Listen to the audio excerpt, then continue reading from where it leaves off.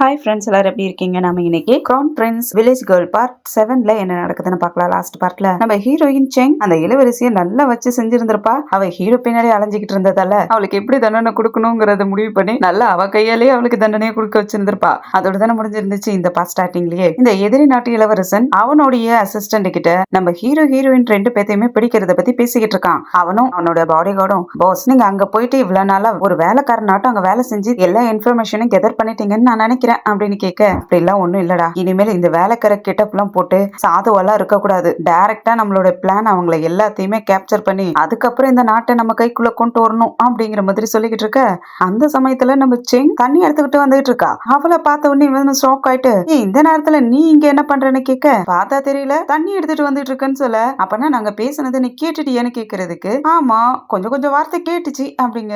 அப்ப என்ன கேட்ட, உங்களை ரெண்டு பேத்தையும் பிடிச்சு உங்களை குடும்பப்படுத்தி இந்த நாட்டையே வளைக்கணும்னு சொல்லிக்கிட்டு இருந்தானே, அதை பத்தி நீ கேட்டியா அப்படின்ட்டு அவ கேட்காத விஷயத்தெல்லாம் கேட்டியா அப்படின்ட்டு இவனே கேட்டுற. பக்கத்துல இருக்கிற அவனோட பாடி கார்டுக்கு சிரிப்பு வந்துருது. அவன் சிரிச்சுட்டு நின்றுட்டு இருக்கான். செங்கும், அதை நான் இது வரைக்கும் கேட்கல, ஆனா இப்ப நீ சொன்னதுக்கு அப்புறம் தான் எனக்கு தெரியுது அப்படின்னு சொல்ல, ஓ எல்லாத்தையும் கேட்டுட்டியா, சரி இப்ப எந்த ப்ராப்ளமும் இல்ல, என்னுடைய ஐடென்டிட்டியை நான் காட்டுறேன்னு சொல்லிட்டு அவனுடைய ஐடென்டிட்டியான ஓய்ஜி நாட்டோட செகண்ட் பிரின்ஸுக்கு உண்டான பெண்டன்ட் எடுத்து காட்டி, இத பாரு நான் யாருன்னு இதை பார்த்து தெரியுதான்னு கேட்க, அவளுக்கு அதை பார்த்து ஒண்ணும் தெரியல. அவ ஹீரோக்குள்ளதே காட்டினா, அதை பார்த்தே அவளுக்கு எதுவும் தெரியல.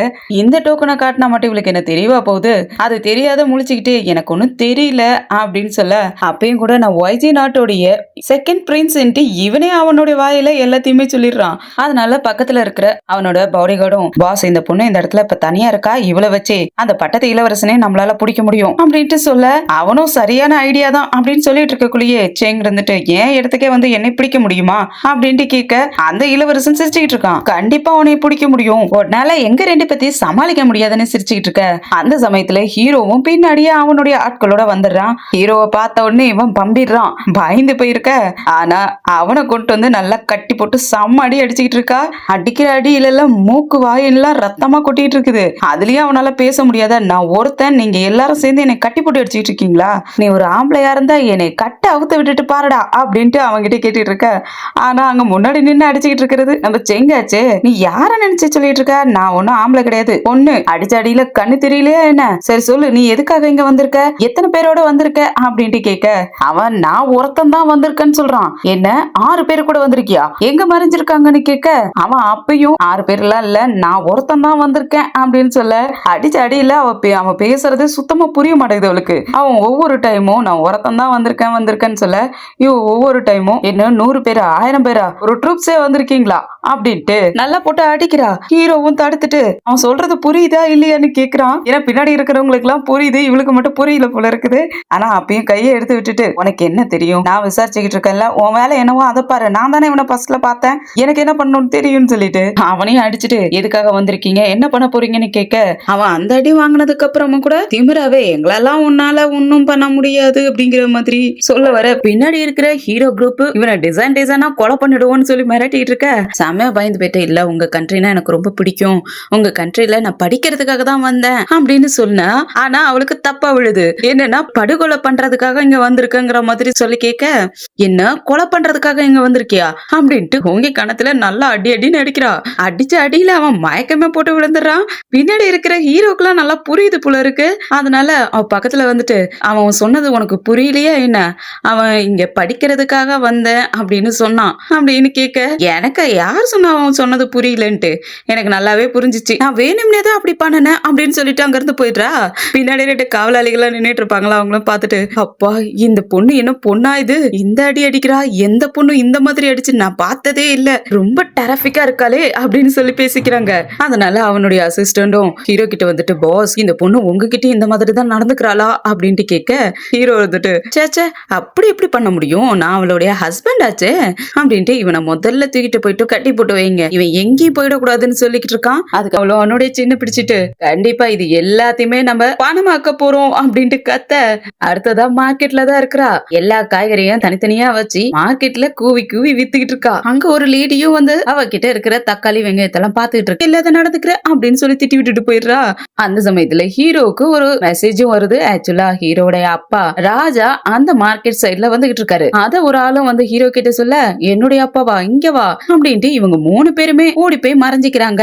ராஜா அவரோடைய மந்திரியோடையும் பாடியோடையும் வந்துகிட்டு இருக்க, அப்ப கொஞ்சம் காட்ஸ் எல்லாம் உள்ள வந்துகிட்டு இருக்காங்களா, அவங்கள பார்த்தவனே ஹோட்டல்ல உட்காந்து 2 பேர் சாப்பிட்டுட்டு இருக்காங்க. அதுல ஒருத்தர் என்னது இவ்வளவு காட்ஸ் உள்ள வந்துகிட்டு இருக்காங்கன்னு கேட்க, அதுல இன்னொருத்தர் இருந்துட்டு உனக்கு இத பத்தி தெரியாதா, நம்ம நாட்டுடைய பார்டர்ல அந்த YG நாட்டுடைய போர்ஸ் நின்னுட்டு இருக்கு, ரொம்ப நாளாவே சண்டை போய்கிட்டு இருக்கு, அது நம்ம நாட்டுக்கே ஆபத்து உண்டாக்கும் போல இருக்குது, நம்ம நாட்டுல இருக்கிற போர்ஸும் சுத்தமா வேஸ்ட், ராஜான்னு இருக்காரு சும்மா பேருக்கு தான், எதுக்குமே உதவிக்கு இல்லாதவரு அப்படி எல்லாம் சொல்லி கேவலமா பேசிக்கிட்டு இருக்க, அந்த பாடி கார்டுக்கு கோவம் வருது. சண்டை போடுறதுக்காக போக அந்த ராஜா இல்ல போ வேண்டாம்னு சொல்லி தடுத்துறாரா. அங்க ஹோட்டல்ல உட்காந்து சாப்பிடுறதுக்காக, ஆக்சுவலா அது ரோட்டு கடை, அந்த ரோட்டு கடையில உட்காந்து சாப்பிடுறதுக்காக 3 பேருமே அங்கேயே உட்காந்துடுறாங்க. இத செங்கும் அங்க இருந்து கவனிச்சுக்கிட்டே இருந்திருப்பா. செங்கும் எனக்கும் நூடுல்ஸ் கொடுங்கன்ட்டு அவளும் பக்கத்துலயே வந்து உட்காந்துடுறா. அதுவும் 2 ஆட்கள் பேசிக்கிட்டு இருந்தாங்களே அவங்க கூடவே வந்து உட்காந்துக்கிறா. அந்த 2 ஆட்களும் அப்பயும் விடாம என்னது இவ்வளவு மோசமா போர் போய்கிட்டு இருக்குன்னா அப்ப இம்பீரியல் கார்ட்ஸ் எல்லாம் அங்க அனுப்பிவிட வேண்டியதானே, மக்கள் ஏற்கனவே பயந்துகிட்டு இருக்காங்க அப்படிங்கிறதுக்கு உனக்கு என்ன தெரியும், அங்க பார்டர்ல போறவங்க சாவதான் பாத்துக்கிட்டு இருக்காங்க, ஏகப்பட்ட பேர் செத்து போயிட்டாங்க, இதுல வேற சவுத் பார்டர்ல இருந்து அந்த எனிமீஸ் எல்லாம் நம்ம நாட்டுக்குள்ள ஊடுருவிட்டாங்கன்னு கேள்விப்பட்டேன், நம்ம அரசாங்கத்தால ஒண்ணுமே பண்ண முடியல, அவங்க எல்லாம் என்னதான் பண்ணிட்டு இருக்காங்கன்னு தெரியல அப்படின்னு சொல்லி திட்டிட்டு இருக்க. ராஜாவுக்கு செம்ம கோவம் வருது. பக்கத்துல இருந்த காடுக்கும் செமைய கோவம் ஆயிட்டு, வாயை மூடுறீங்களா 2 பேரும், நம்ம நாட்டு சாப்பாட்டை சாப்பிட்டுக்கிட்டு நம்ம நாட்டுல ஃப்ரீயா இருந்துகிட்டு YG நாட்டை பத்தி நீங்க இங்கேயே பெருமையா பேசிக்கிட்டு இருக்கீங்களா, YG நாட்டு ஆட்கள்லாம் நம்ம நாட்டுக்குள்ள ஊடுருவிட்டாங்கன்னா அதுக்கெல்லாம் காரணம் யாரு, உன்ன மாதிரி மக்கள் தானே அப்படின்ட்டு அந்த மந்திரின்னு சொல்லி திட்டுறதுக்கு எங்கோ பக்கத்துல தானே உட்காந்துருக்கா, இதுல நான் ஆள் இல்ல அப்படின்னு சொல்லி விலகுறா.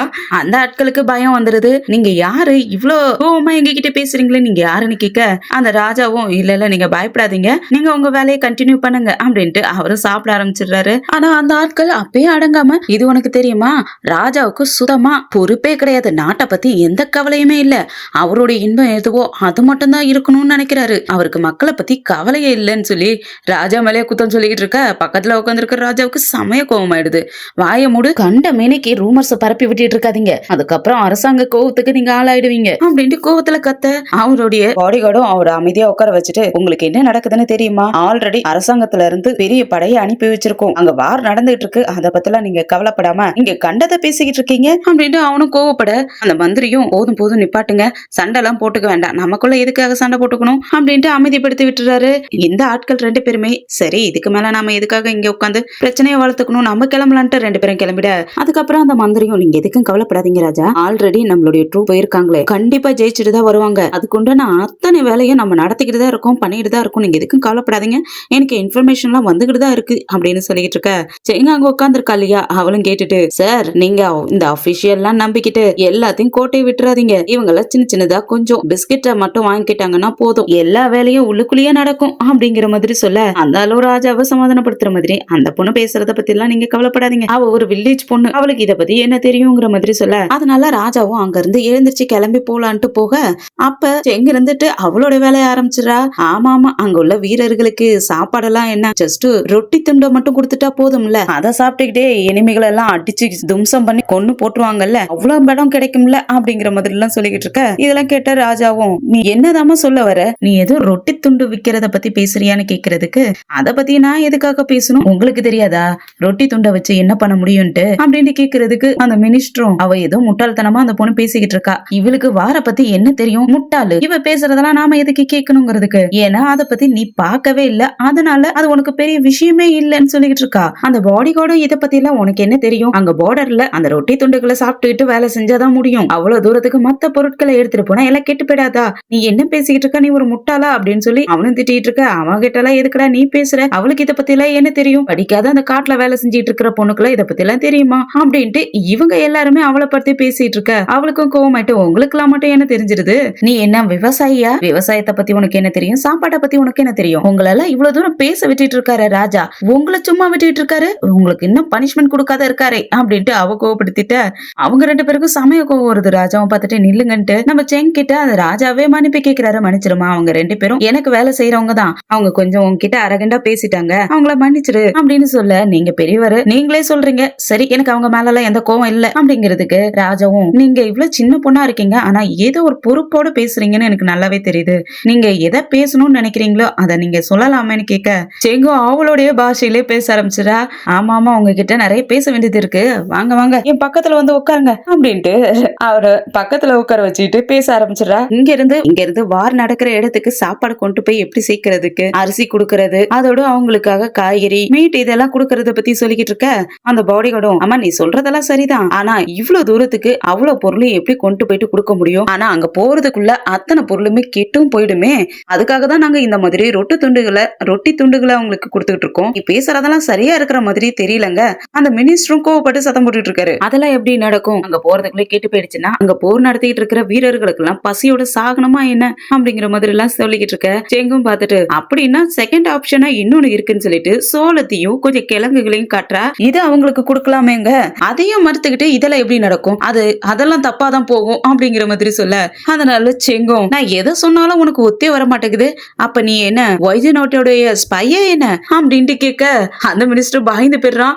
ராஜா அந்த பொண்ணு சொல்றதெல்லாம் நீங்க நம்பாதீங்க, அந்த மாதிரிலாம் எதுவுமே இல்லைன்ட்டு நடுங்கி போயிட்டு ராஜா கிட்ட சொல்லிக்கிட்டு இருக்க. அதனால செங்கும், நான் இங்க இருந்து உங்களை எடுத்துட்டு போய் அவ்வளவு தூரத்துக்கு கொடுக்க சொன்னேன், இங்க இருந்து பாதி வழியில கொண்டுட்டு போயிட்டு கொஞ்சம் பொருட்களை திரும்பவும் நம்ம விளைய வச்சு அங்க இருந்து பக்கத்திலேயே அவங்களுக்கு கொடுக்கறதுக்கு ஈஸியா இருக்கும் இல்லையா, அதை பத்தி தான் நான் சொன்னேன்னு சொல்ல ராஜாவுக்கு இந்த ஐடியா ரொம்பவே பிடிச்சு போயிடுது. அதனால செங் கிட்டயும் இந்த ஐடியா ரொம்ப நல்லா இருக்கு, நீ சொல்றது சரியா இருக்கும், எனக்கு இது பிடிச்சு போயிடுச்சு, நான் இதுக்காக ஏற்பாடு பண்றேன்னு சொல்ல அவரு ராஜாங்கிறது நம்ம செங்க்கு தெரியாது இல்லையா, அதனால இது எப்படி நீங்க செய்ய முடியும், நீங்க என்ன அந்த அளவுக்கு பெரிய ஆளான்னு கேட்க அவரும் அதை மறைச்சுக்கிட்டு, நானும் கவர்மெண்ட்ல கொஞ்சம் வேலை செஞ்சுக்கிட்டு இருக்கிறவன் தாமா, இதை பத்தி நான் பேசுறேன், கவர்மெண்டோட பிசினஸ் டீலிங் பேசுறதுக்கு நான் ஏற்பாடு பண்றேன்னு சொல்ல செங்கும், பரவாயில்லையே நீங்க பெரிய ஆளுதான் போல அப்படின்ட்டு, அது இல்லாத வேற ஒரு ஐடியாவும் என்கிட்ட இருக்குது, அதையும் நான் உங்களுக்கு காட்டுறேன், அது கண்டிப்பா உங்களுக்கு பிடிக்கும்னு சொல்றா. அவருடைய ஷோல்டர்லயே கை வச்சிட்டு சொல்ல அந்த மினிஸ்டருக்கு கோவம் வந்துருச்சு. உனக்கு எவ்வளவு தைரியம் இருந்தா அப்படின்ட்டு கத்த ராஜாவும் தொண்டையை கணிச்சு நிப்பாட்டுறான்னு சொல்லிடுறாரு.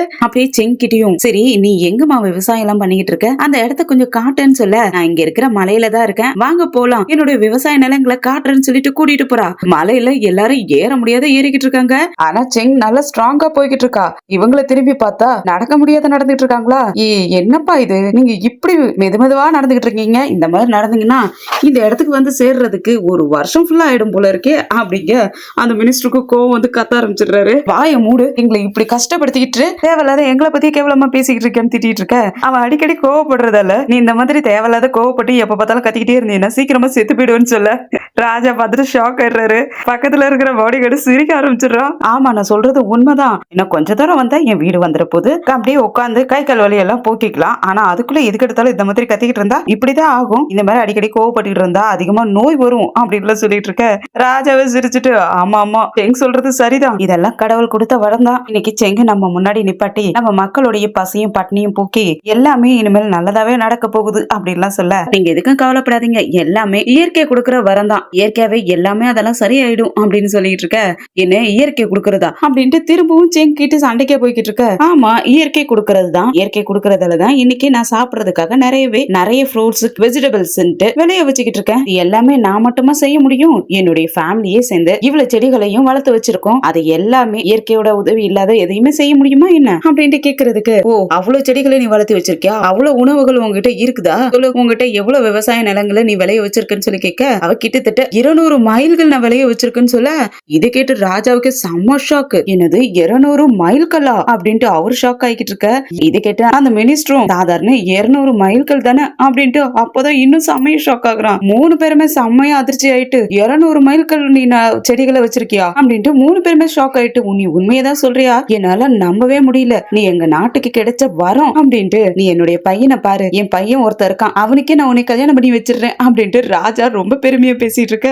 அதுக்கு செங்கும் தேங்க்ஸ் சொல்லிட்டு, ஆனா எனக்கு ஏற்கனவே கல்யாணம் ஆயிடுச்சு அப்படின்னு சொல்லிட்டு வெக்கப்பட்டுட்டு உள்ள ஓடி போயிடுறா. இவங்களும் பின்னாடியே உள்ள வந்துகிட்டு இருக்காங்க. உள்ள செங் போன உடனே ஹீரோவும் தண்ணி எடுத்துட்டு வரான். அதுவும் ராஜாவும் பாக்குறாரு, ஆனா பின் சைட் பாக்குறாரா, அவருக்கு டவுட்டா இருக்கு, இந்த பையனை யாரோ எங்கேயோ பார்த்த மாதிரி இருக்கே அப்படிங்க. அவன் யாரா இருந்தா தான் நமக்கு என்ன ராஜா, வாங்க அவனை யாருன்னு போய் பார்க்கலாம் அப்படின்ட்டு அந்த அமைச்சரும் இங்க திரும்புடா அப்படின்ட்டு கூப்பிட, ஹீரோவும் திரும்பி பார்க்க அவன் பார்த்துட்டு செம்ம ஷாக் ஆயிடுறான். ராஜா பார்த்துட்டு ஷாக் ஆயிட்டு, டேய் நீ இங்க என்னடா பண்ணிக்கிட்டு இருக்க அப்படின்ட்டு கேட்டா, அப்ப நீங்க எதுக்காக இங்க வந்தீங்கன்ட்டு அவன் ஷாக் ஆக, இதை நான் தாண்டா கேட்கணும், நீங்க என்ன பண்ணிட்டு இருக்க, நான் உன்னை எதுக்காக அனுப்பி விட்டேன், இங்க என்ன பண்ணிட்டு இருக்க, உன்னை கொன்னா என்னன்ட்டு அடிக்கிறதுக்காக போக ஹீரோவும் அவருடைய கையை பிடிச்சிட்டு, அப்பா நீங்க எதுக்காக வந்தீங்களோ அதை விட்டுட்டு என்னப்பா பண்ணிக்கிட்டு இருக்கீங்கன்ட்டு கையை பிடிச்சு சமாதானப்படுத்திட்டு இருப்பானா.